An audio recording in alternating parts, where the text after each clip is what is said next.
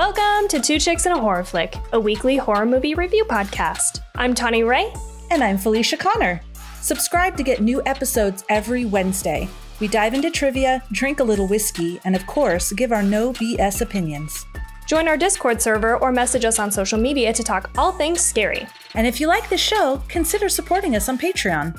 You can find all these links on our website, twochicksandahorrorflick.com. Thanks for listening. Now let's get scared. Hello, everyone. Welcome back. Today, Tawny and I will be talking about A Girl Who Walks Alone at Night. This was one of those romantic horror that once we had it in our mind to watch it, we were like, we better watch it. But before we get into all of that, Tawny, what are you drinking? I've got a little mini Canada Dry over here. Ooh, Little, fancy. I don't even know. 7.5 ounces. Ooh. The mini cans. These are my new favorite. Cute. But I'm sick, so there's no drinking in my near future. What about you? I am drinking just water. Costco brand. Kirkland water. Yeah. Very, very good and crisp. Nice. Well, what have you been watching? What have you been up to? I only have a couple of things of note. I should have been watching more stuff, but being sick. Right. You think, because I took Thursday and Friday off of work, but like all of Thursday was just spent like laying on the couch feeling sorry for myself. Or maybe it was the opposite way. Like I think Thursday I watched all of Swarm. Oh. Which is an Amazon Prime show produced and co-written, I think, by Donald Glover. Also known as Childish Gambino, who did Atlanta. And I don't know how I feel about it. Like, there were some parts that I really liked. Like, I think I really liked the idea of it. It was kind of like, I don't even know what genre to put it in. It was kind of like I don't know, drama, horror-ish, like, I don't know, thriller-ish, kind of. It was like, the basic premise is that it is like, in this world where all these people are fans of this this pop star. And one of the fans just is like beyond, like just super crazy fan. And starts to go on a little bit of a vengeance trip. And it's kind of frightening. And I don't know. So I don't know how I feel about it. But I think it's worth checking out because I want to know how other people felt about it. And then Friday, I think, was the day that I sat around feeling sorry for myself all day. And then last night, Jade and I watched Violent Night because it's on Peacock. Yeah. The one with David Harbour. And that was pretty fun. It was like a weird time to watch it because it's like a Christmas movie. So like, I don't know. That was odd, but it was fun. Okay. Yeah. What about you? I have been watching, first of all, we've been binging and finished everything that they have currently on Apple TV, Shrinking. Oh, I've been hearing things about this. Yeah. And oh my gosh, the main character, totally flew out of my head. He's in like all of the movies with those guys we love, like Knocked Up and with Seth Rogen and all of that. And I'm totally forgot his name. Also Harrison Ford's in there. The other woman psychologist is so good. The characters are great. They really suck you in. Loved the story. And so that is a fun one. It deals with like a heavy topic of him losing his wife and really trying to, come to terms and live his life in a healthy way after losing her and being depressed. But it's funny and the characters are great. Really great acting. Okay. That actually reminds me that Ted Lasso is back. Oh, he took it. Ted Lasso. That's the I'm other sorry. No. I'm But just to bridge this, I read online that somebody said Shrinking was like a good spiritual successor to Ted Lasso because it's like similar but different. But anyway, I'll turn it back to you. Yeah, I agree. Except Ted Lasso is a lot more wholesome. Okay. Than this show. This one is there's some more raunchy parts of it. But yeah, I agree. It's something that makes you laugh and makes you feel good for sure. And so we've also watched Ted Lasso and finished all of that so far, what's out and what's released, waiting for the next one. Love that. It's always like when the season kicks off. You know, you got to kind of get into the groove, but it's cute. We love Ted. And the only last thing was Vatican Girl, the story of Emanuela Orlandi. And that is on Netflix. And, a girl goes missing in Vatican City, and is the Vatican involved? And I was all on board. And then that shit went off the rails. And then I felt really lost. And I'm like, what's going on? And then, so I still have another episode to go because I was like, ooh, what's this? And what's this connection? Ooh. And then I'm like, wait, what? Why? So I'm not sure. I'll report back because I do still have another episode. But yeah, it was an interesting one. I'm curious what people thought.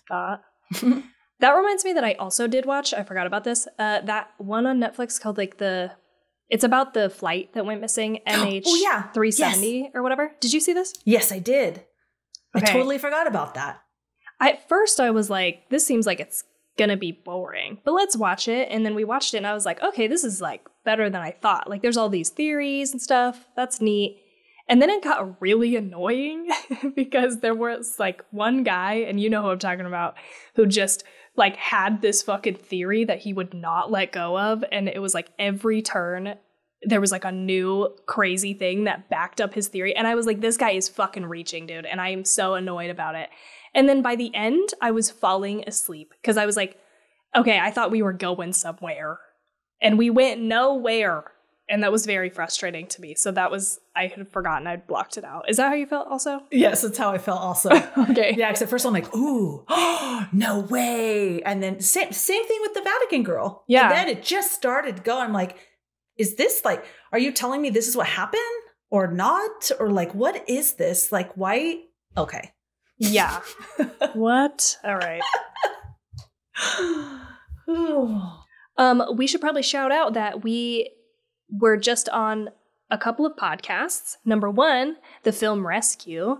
We went on that podcast to talk about Silent Hill Revelation 3D. Finally got my chance to talk mad shit about that movie. That was fun. And so I think both will be out by the time this airs. And then the second was we were on the Who's There podcast with Allison. And that was really fun. A little different format, more of like an interview style. So that was really, really fun. Yeah, that was a blast. And you know what? I've just been thinking ever since. So for everybody, I just got to tell you, I was all prepared with my questions. But when I copy and pasted the questions from her, the last two weren't included. So she started to ask more questions. I was like, oh my God, I'm not prepared. But the one, who do you want to spend time with in the pandemic, was the one where I was like, damn it. I wish I would have thought that through. And so I thought of somebody. Okay. So I'm going to say it here. The guy from Fresh. Because oh no. Because I think he probably eats regular food too. And he was really hot and sensual. He was a good cook. So maybe like he wouldn't want to eat me or remove my parts. But now that I'm saying that, maybe he would want to remove my parts because he wouldn't want to go out. So he'd want to, I take it back. I'll stick with Megan. All right, it was a good thought. It was a good thought. I also thought that like as a joke answer because that guy's hot, but and he's a good cook, right? And he drinks wine and he's funny and charming. Yes, but he might want to eat me in a bad way all throughout the pandemic. All right, I'll stick with Megan. Okay. Today we're talking about A Girl Who Walks Alone at Night. It was made in 2014. I watched it on Apple TV. The director is Anna Lily Amirpour. The other movies, this was her debut feature film, but there are a couple other, The Bad Batch and Mona Lisa and the Blood Moon, but I have not seen either of those. She wrote it as well. She also created a graphic novel around it. Oh, okay. So that's pretty cool. And I also wanted to holler out the cinematographer, Lyle Vinson. All right, our cast. Sheila Vand as the girl. Arash Morandi as Arash. Mozan Marno as Ati, the prostitute.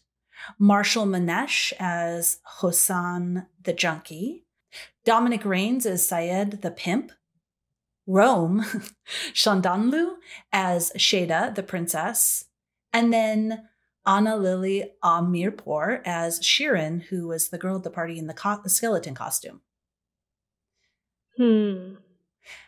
She not remembering. was dressed like a skeleton, and she was with the princess. And when right, and she very small part, yeah, okay.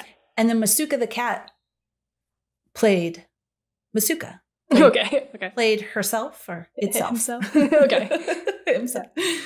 The budget, I could not find the budget. The box office listed was $628,000. Okay. Rotten Tomatoes gave it a 96%, and IMDb gave it a 6.9 out of 10, and Letterboxd a 3.7 out of 5. Wow, okay. It's high. Okay. Because Tawny is not feeling well, so I am going to read you the little synopsis. A young, hardworking Iranian man named Arash lives with and takes care of his heroin-addicted father, Hassan. They are harassed by a cruel drug dealer pimp named Syed, who seizes the young man's prized car in exchange for money the father owes him. In a crime of opportunity, Arash steals a pair of diamond earrings from the wealthy young woman he works for, Sheda. Syed comes across a strange young woman in a chador at night. She persuades Syed to take her back to his apartment. While there, she grows long fangs and first bites off his finger, then goes for his neck, killing him. As she leaves, she passes by Arash, who has come to offer the earrings for his car. He finds Syed dead and takes back his car keys along with a suitcase of drugs and cash. Arash decides to sell the drugs, allowing him to quit his job working for Sheda.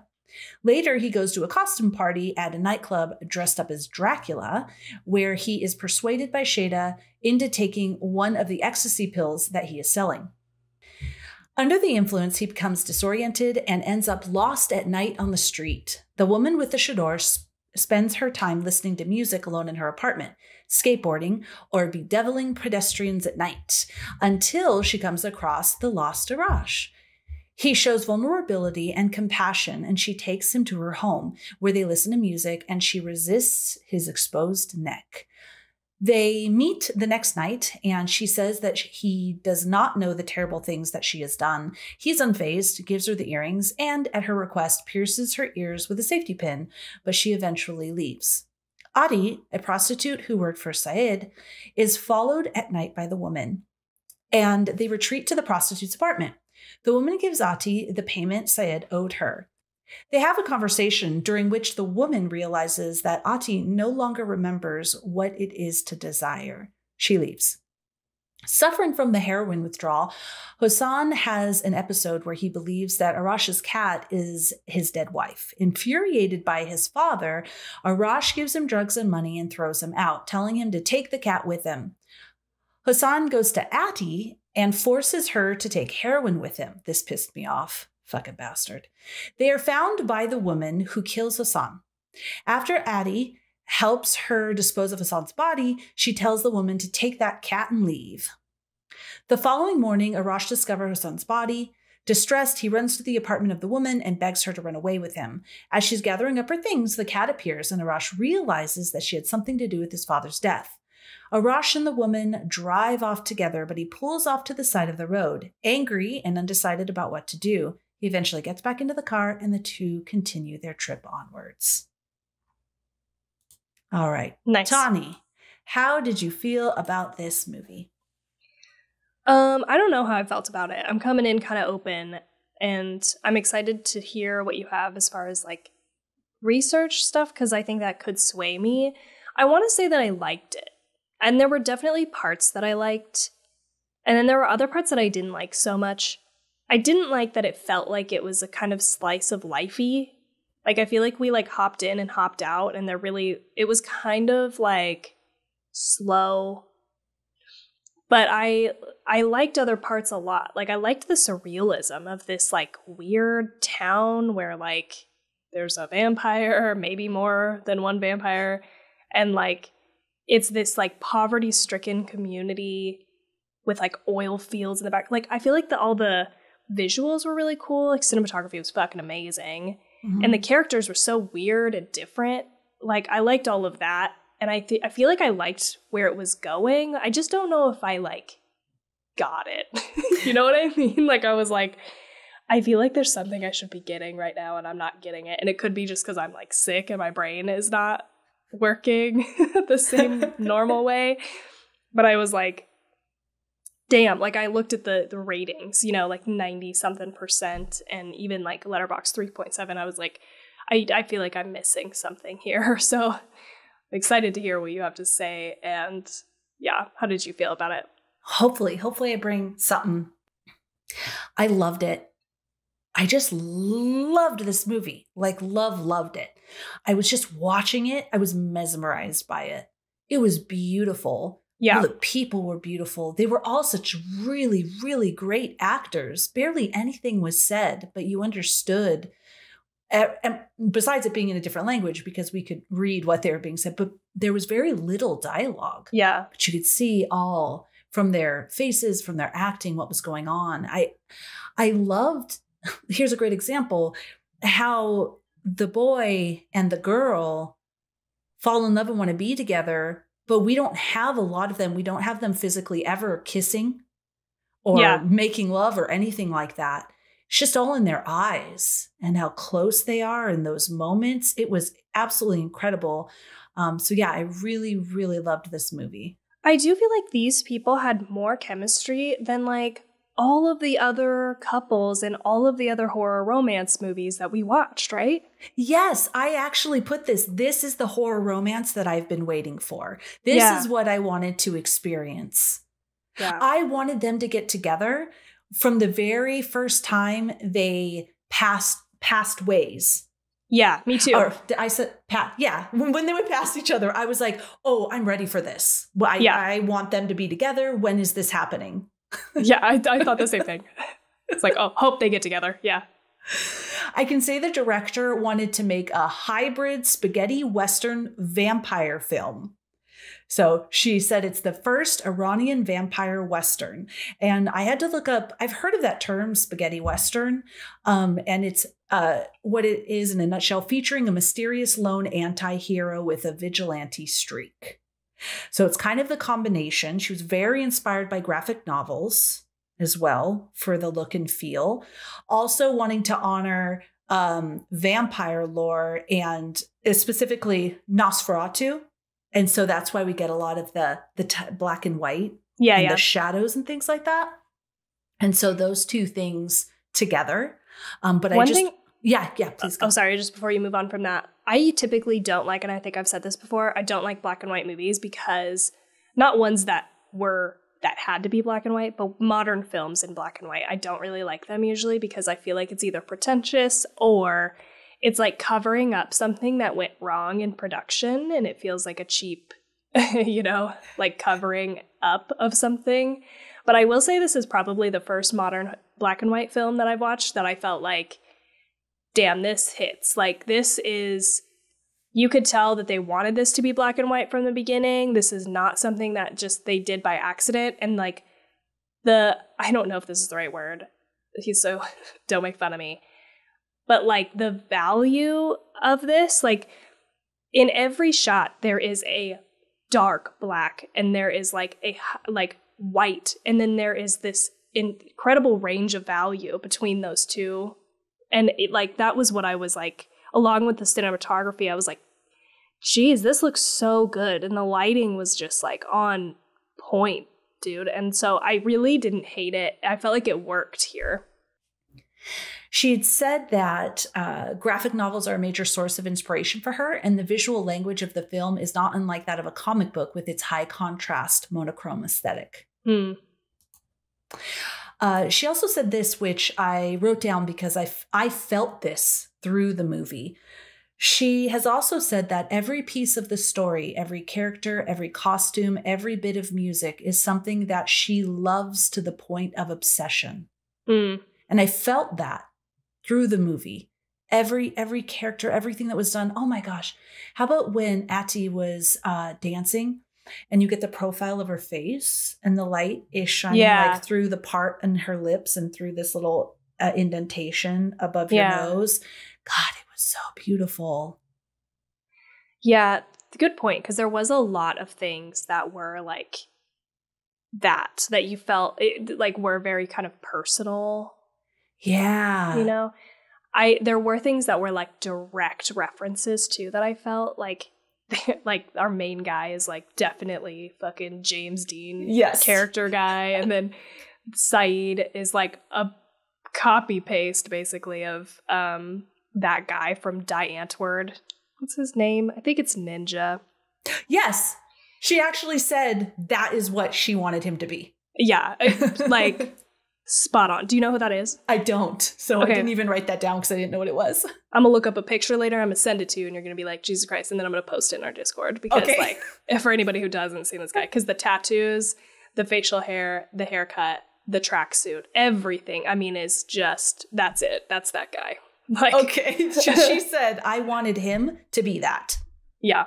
And so it sounds like a mission accomplished. Yeah, I got it. I was like, that is exact. But I didn't dislike it. Like it was, you know what I mean? I was like, it was a little distracting because I was like, damn, this is so exact of that person. But I liked how stylized it was. And now that you keep saying the graphic novel thing, I totally get that too. Like it feels very graphic novel, especially with her skateboarding for some reason to me.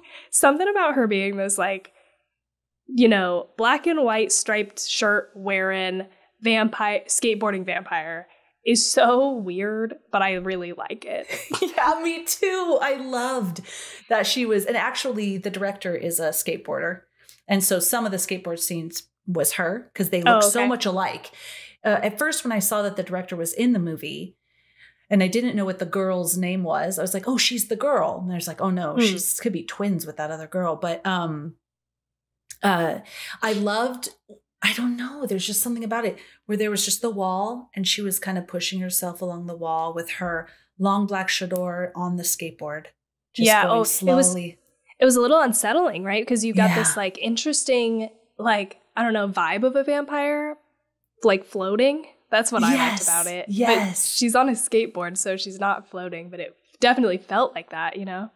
Yeah. And there was something so innocent as well about the skateboard and her riding around on a skateboard because she is just a girl, but she happens to be a vampire. And I thought that was really cool because she is the ultimate threat, but she's also just a girl who has found love and understands that what she's doing is bad. Yeah. So then she's taken her hunger and focused it on men who objectify or are violent, take advantage of women. So yeah. I didn't realize this, but when I was doing the research, that pit of dead bodies, they were all men. Oh, were they? I didn't realize that at first. I'm like, is this like just a bunch of heroin addicts? Because there's also, I mean, very much an issue with heroin there. Or was it her, all the people she's eaten? Yeah. It was all men, is what it said. So okay. It took me like way too long to figure out that there were a bunch of dead bodies in there. And then I was like, what the I could not figure it out. I was like, why is this? Why do we just have this ditch of dead bodies? Like, and everybody's like cool with it. Like, this was another thing that felt surreal to me is like, why not like bury them or do some kind of, like, no one seems to give a shit, you know, like. So you might like this, and I'm wondering if this might be a piece. So let's talk about it really quick about, I have so much here. So let me just find, okay. So let's just talk about some of these. And then I think that's going to really, maybe it's going to give you what you want. We'll have a nice conversation about it. Okay. So starting with the title alone, A Girl Walks Home Alone at Night, implies that viewers will be following a woman in danger, especially in the context of the cultural perceptions of Iran. However, in an empowering feminist twist, it is not the girl that is in danger at all. This is one of the things I liked the most. Yeah. Is because I didn't know this is where we were going. And then I was like, oh, she's the threat. I fucking like that. Yes. Another piece. So the director said, regarding the mythology of the vampire, has stated, a vampire is so many things: a serial killer, a romantic, a historian, a drug addict. They're sort of all of these things in one. So the film also examines these facets of a vampire as described by the director in a variety of ways. I could see that too. Like one of the things that I liked about her line when she's talking to the little boy, she goes, I don't remember exactly, so I'm sorry, I'm going to butcher this, but she says something to the effect of like, I will watch you till the end of your life, which insinuates like, I'm old as fuck. I've been here. I'm going to be here until you die. And so that was interesting. When you read that, it gave me chills about like a historian. But you get like little snippets, little vignettes of this character that reflect each thing that you just listed. Okay, sorry. Yeah, don't be sorry. This is good. This is what we want. Talking about, I really liked this a lot. The film without the constraints of censorship. So this particular film is set in Iran, but it was filmed in Los Angeles because they couldn't film it in Iran. It would have been censored. The content would have been censored big time. So the film, without the constraints of censorship that normally govern Iranian cinema, challenges some of the Islamic Republic's ideals. In the context of post-revolutionary Iran, it is femininity and women's sexuality that must be tamed and controlled. Veiling becomes the means through which this is attempted. But by her very nature, the girl can never endorse or promote such ideologies. She can never be controlled, tamed, or contained. The film turns the symbolism of the veil on its head by bringing to screen a chador-wearing vampire with fangs and blood dripping down her mouth. She is at once bad, veiled, and sexual. Yeah. I like that too. I'll post this link. It's an article written on theforeignpolicy.com, so I'll share that in our, but I just loved that idea that she is all of these things. Yeah. You know, because she's almost also, she's not overtly sexual. We don't see any type of physical, like really deep physical or sensual interactions between her and Arash. But she's also like killing people. Yeah. And she has agency. So it's just very, I don't know. I love that. Yeah. I do like her like confidence too. Like I love that with that first scene where she follows Saeed back to his house and she just like chills out there until he approaches her. Like she just, she's like. She just knows. Try me, bitch. You know? Yeah, she's fearless because she just knows. Yeah. But she has fear when it comes to being intimate and allowing someone close to her, that she won't be accepted because of the bad things that she's done, or maybe that she's not deserving of love because of the things that she's done. Okay, hybridity is also at the heart of A Girl Who Walks Home Alone at Night. So just as the vampire figure occupies a liminal space between life and death, the film too exists in a liminal space. The Persian language film is set in Iran, but shot in America. This sense of in-betweenness also manifests in the film's genre, which borrows from horror, spaghetti westerns, coming-of-age stories, and even hints of comedy. And it extends to the filmmaker's own disparate identity as an Iranian-American filmmaker. The director's vampire, then, is the embodiment of a hybrid figure who exists somewhere between the cultural references of America and Iran, between life and death, always in between. One more piece on this is Rockabilly is a gender-bending minor background character who exists on the fringe of Bad City throughout the duration of the movie and acts as a silent observer to the events that is happening within this city and around all of our characters. The director states, if there's one really political thing in the film, it's not the chador, it's Rockabilly, because it's not okay to be gay in Iran.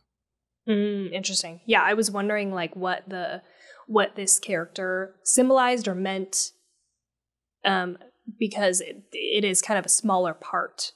It's like this character just dances around like you're saying, like watching the main events of the movie. So interesting. Yeah, you have this movie and then you're just what we know about Iranian culture, or what we might even not fully know or educated on, but what we've experienced in the West, what we think it's all about. Right. So we're watching this movie and we're thinking like, okay, that's probably not okay, but it is. Even just when she was in the bath, she was naked. And I thought, oh my gosh, I can't believe that she was able to be naked in this film. But the film was filmed in America. So there's definitely these American pieces, but then also, of course, the cultural pieces. And I just thought that was really cool how she blended it all together. I thought this too about the sex worker. Addie was her name, right? Mm-hmm. Yeah, like I was like, it feels like, I mean, again, you know, I know nothing of that culture. And so I only know like what I feel like I barely heard. So this could be, you know, wrong. But I was like, that person seems like they're in danger, you know? Mm-hmm.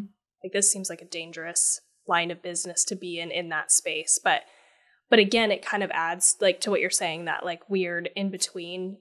And that's I guess what I'm saying when I say like surreal. It's like this surreal world. And so I totally get that. And I also just think like the set and setting is very, I guess, liminal spacey too. Like that's the only way I've ever heard liminal space described, is like within spaces. It's like big empty spaces. And it's kind of what it is. It's like, you know, we're looking across the landscape and there's like nothing but these like oil pumps, which is fucking weird. Or like broken down houses, like with plywood for walls. Like it's so weird. Yeah, I absolutely agree. I have this other piece. Sorry, I'm just reading all these pieces, but it was so well. It was so great. Such great stuff.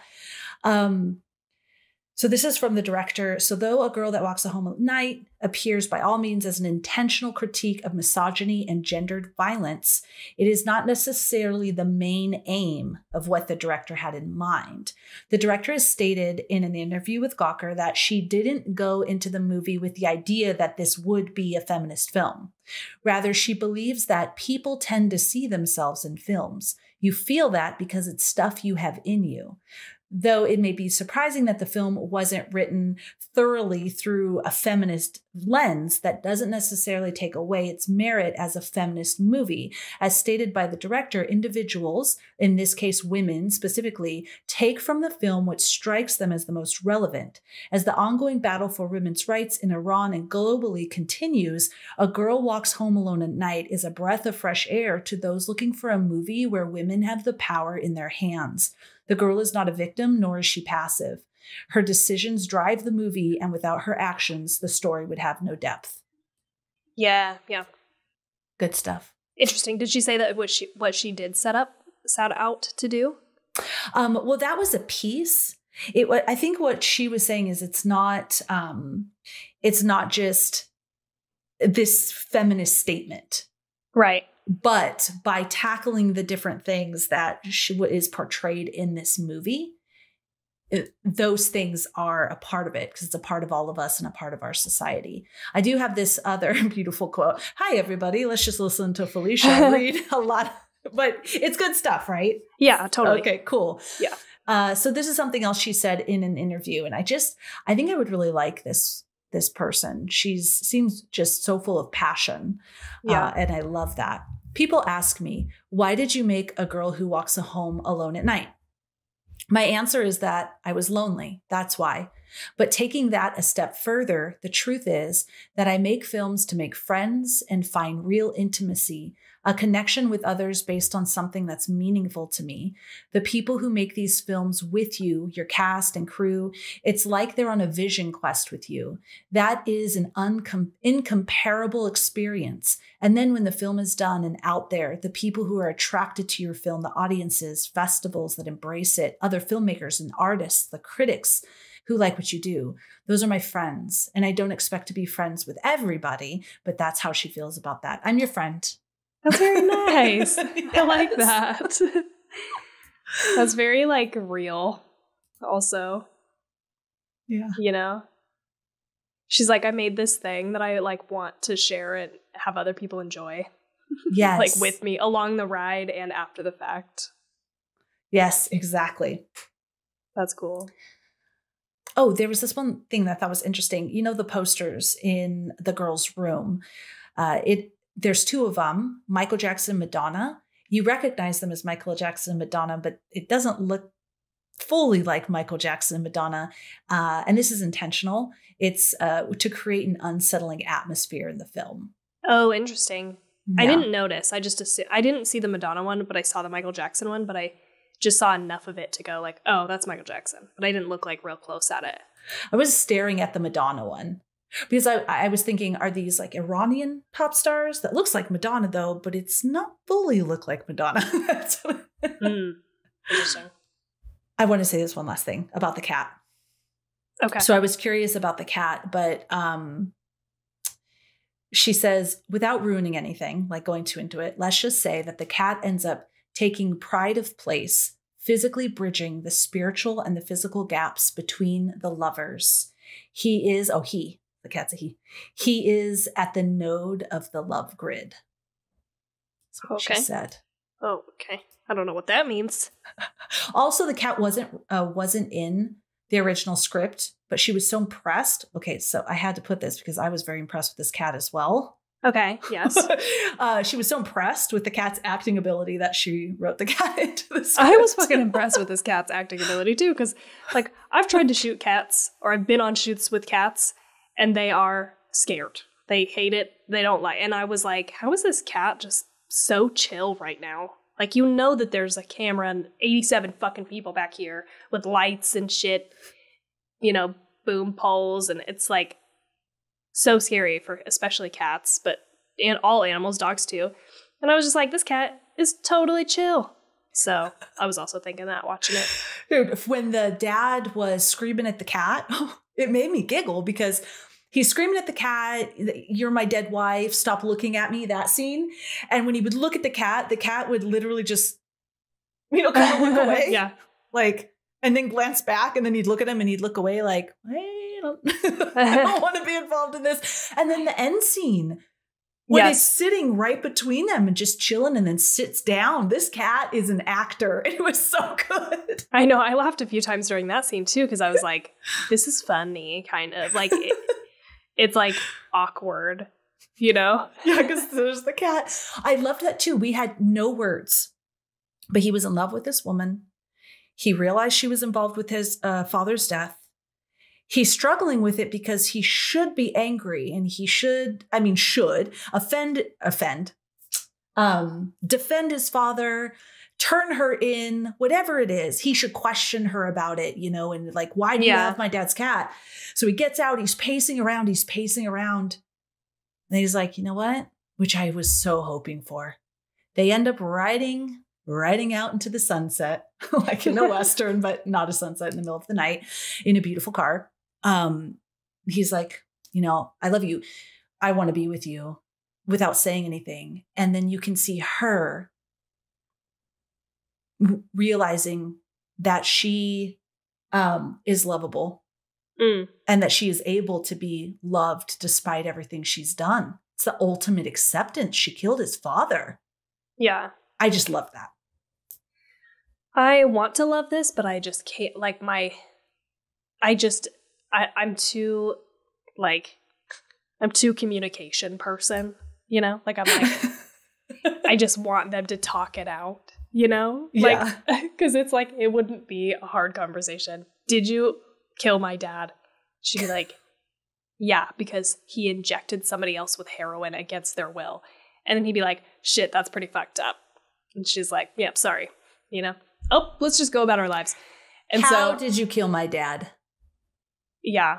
Oh, well. I just bit his throat and drunk all his blood. I mean, listen, he's got to figure it out at some point, I don't know. At some point, he's going to be like, you seem like you're not aging, like. Right? She's going to have to share it with him at some point. We're going to have to get there at some moment. So I don't know. I think as a person. It's nice, though. He felt so strongly for her that she didn't have to explain herself. Yeah. He knew his dad was a scumbag and she didn't have to defend why she's lovable, why she's able to be loved. He just loves her for who she is, even if she's a killer. He'll find out what kind soon. Yeah.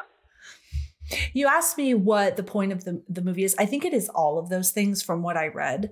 Definitely there is this having a woman, that whole thing that I read you about, having a woman who is not supposed to be sexual, who's veiled, all of that, be the one who is powerful. And then, of course, the title, tricking us in the title. Now we're worried for this girl who's walking alone at night. We have no reason to be. It's totally flipping all of that on its head. And so there's that piece. There's definitely the hybridity of it. And then what she said, a vampire is so many things: serial killer, romantic, historian, drug addict. So they're all of these things at once, and examining it through, all of these people really are vampires. You know, she didn't say this, but by reading that quote, in a way, those aspects of a vampire and what she is. Yeah. So wait, going back to the ditch of dead bodies. Mm-hmm. I don't know if you have like anything on this, but this just was weird to me because it was weird that like people just get dumped in there. Like, do people know that there's a vampire like in this town? Or like, are these all just people who die and they don't bury anybody? And then also like Arash takes up the like mantle of the drug dealer. And I was like, there's just like no questions asked. Like everybody's just like, oh, well, that guy died. We got a lot of people dead. Well, as long as someone's still supplying the drugs. I'm sure no one really liked that drug dealers. I've not seen any police. Are there no police? There's no police. That's true. There's just people in this town. And so the bodies, there's not anything very specific about the bodies. It's almost left out because they're all men. Is it her victims? Or when I first saw it, I thought, oh, it's this town is just ravaged by this heroin drug epidemic. And they're so desensitized by it now. Everybody is deep into it. They're dying.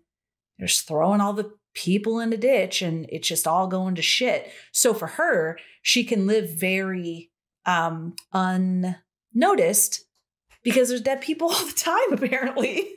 You just throw another dead body into the ditch. You're not going to look at her. That makes sense. Yeah, you're kind of covered by that.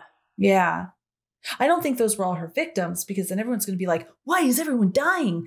I think it was more. And I thought that as well because of that very small scene of Rockabilly dancing with the black balloon, because doesn't black balloons reference heroin? So it's like this underlying theme of heroin and, you know, a drug epidemics tearing this town apart as well. Yeah, I think this is one of the things that made me not like the movie because this is one of the, like, I like drug addiction and stuff. We've talked about this before. Is kind of one of my things that I like don't like to see, and it really bums me out in like a not fun watching a horror movie way. And so like the whole idea where his dad is addicted and you're watching him like go through withdrawals and then he becomes the dealer, like I was like, oh my God, you know. And then he doesn't end up like getting into drugs also, but he does take ecstasy the one time, you know. And so I'm like, oh God, I'm just about to watch like the cycle continue and everybody's just gonna be on drugs. And like then his dad injects that other girl. That was like a fucking truly horrific moment for me. Like I think this like subplot of the heroine is really good and important and like realistic. Like this shit is happening. It's just like for me it's like I don't know, like I just can't with it. It's just a little too far for some reason. I can't with this content. It's like too real that it becomes like not fun scary, just like we talked about with Speak No Evil, how you were like this has gone beyond and is in the realm of like not enjoyable, scary anymore. I think that's kind of what's keeping me from like ultimately really loving this movie, you know? Gotcha. Okay. Fair enough. But I think it's good, right? Like it's good and it's fucking real. I mean, if you're in this situation, you have all this guy's money and drugs and it's shitty that he becomes a drug dealer, but he's like a nice drug dealer. Everybody still wants the drugs. He's not mean to people. He's not a pimp like the other guy was a pimp. So it doesn't seem like he's taken on that job responsibility. But is he wants to save up and get out of there. And he does go, and he's using the money for good things. Like he gets his arm fixed. He's going around and like paying for things when he couldn't before. I think it would be very tempting if he lived in that place, in that level of poverty. And when are you ever, if you're Arash, going to be able to level up to that next, making that kind of money? It seems like the only opportunity there is. Of course. Yeah. And this thing just fell into your lap, and you're like, well, might as well. I don't have any problem with that. It's just like too real. Yeah. Yeah, I feel you. I thought this was so beautiful. I loved their love story. It's exactly what I wanted. I even wrote in my notes, I wish I wrote this. I wish I wrote this story. There's sometimes when I watch things or read books that just are so excellent, I'm like, I wish that came from me. Yeah. I have, for my notes, beautiful music. I loved the use of music. And so often you're like, Felicia, oh, did you hear this? And I didn't. I like don't pay attention to that. In this, the music would give me cold chills. I thought it was just beautifully, beautifully used throughout the movie. Interesting. You didn't? I had the first couple like soundtrack type things, not like actual songs, but the first couple of music things that they brought in, I did not like. I felt like they didn't really fit. But then I almost wrote that note down, but then for the rest of the movie, I didn't feel that way again. And so I don't know if it was just like those first couple didn't seem to match the vibe for me, and then the rest were okay. But I don't know if I like, I didn't recognize any songs or anything, so I didn't have any like ties to them. I didn't either. Like, it was literally the first opening song. It was like a classical, meaning I don't believe there was any words or anything. I don't even remember. I was like, that's when I wrote this. Oh my God, this music is insane with the black and white, with the beat. I just thought it was so pretty. Beautifully filmed, wonderfully acted. I was mesmerized. A vampire finds love. I'm so excited for this love story. I'm literally talking to myself as I was doing notes. This. Oh God, the scene when they are facing each other. She pulls his head back. She stares at his throat, and then she slides down and places her head on his chest and listens to his heartbeat. And you can hear the heartbeat. Fucking loved that. Yeah, that was good. I would love a backstory of this vampire. I would like to know more of her. Yeah, me too. I wonder if we get that in the graphic novels. Oh, yeah. Because she created them after the movie. Okay. I'm going to look it up, and I'll send a link in our Discord when I find them. I'm curious because I would be love to read that. I also, just quick total side note, I loved those shots, but like through the car porthole window, like there's that little circular window in the back of and I'm like watching it, and there's a moment where I was like, wait a minute, what the fuck is going on here? How are we shooting this?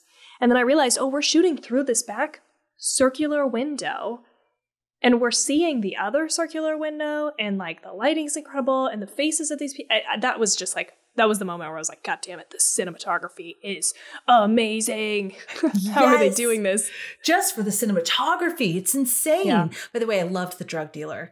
I know he's a bad, nasty character, but fucking loved him. It's like the bad characters you love. Yeah. He was great. I loved that. I loved when they were meeting at the train station or subway or whatever. It wasn't really a station, but they were in a field, and it panned way away, and they're over here standing with the car, and and the shots from like up above, like in the car, or when he was his dad, when they found his dad, and the little boy was like looking at the dad, and then he pulls the boy away, and then he's like in this view. Gosh. Yeah. Spectacular. Those two though, the woman with the light shining through when she's dancing, and then her putting her head on his chest. Those were a couple of my very, very favorite. Ooh, I want to say one more thing and I'll be quiet. When she was in the tub and their water was like here, and then she rises from the tub, was a nod to Nosferatu. When it's coming out of the coffin. I've never seen it, so I don't know, but it was almost like a vampire coming out of their coffin. So interesting. Okay. I mentioned that. I like we did like a little lightning round just yes. Yes. Do you have anything else? I feel like I really was on a mission to talk you up, but I failed, and it was that damn drug story. No, I think you. No, I think you might have. Yeah, I think you succeeded in talking me up for sure. Okay. Yeah. All right. Are you ready to rate it? Yes. Okay. All right, Tawny. What do you rate this movie? Okay, I think I'm going to give this a 3.75.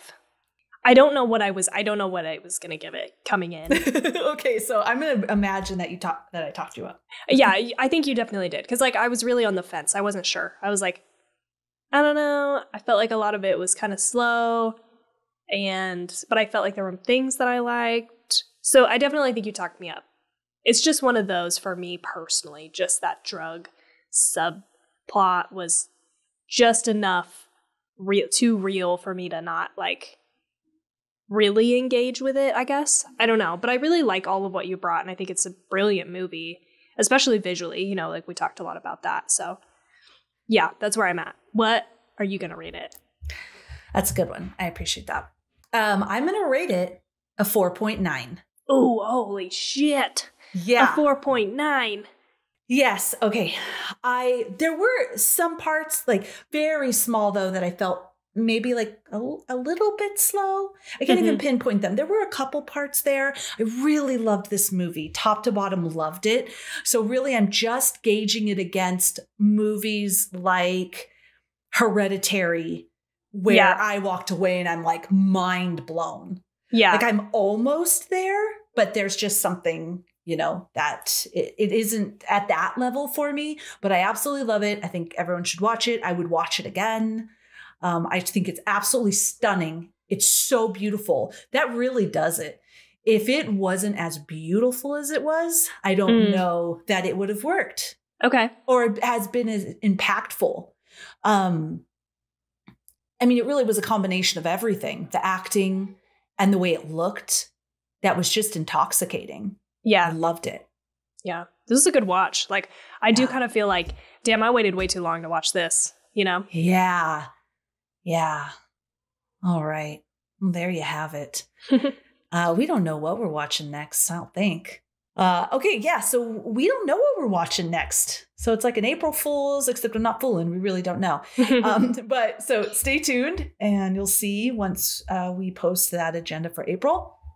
Also, I apologize if you could hear my loud ass child in the background the entire episode. But if you like us, follow us on Instagram at twochicksandahorrorflick, or you can search for us on your favorite social media platform and follow us there. What else, Tawny? You can support the show by going to our Patreon or giving us a like, review, and subscribe on whatever podcast you're listening to us on. But that's it. We hope you have such a good night. No nightmares.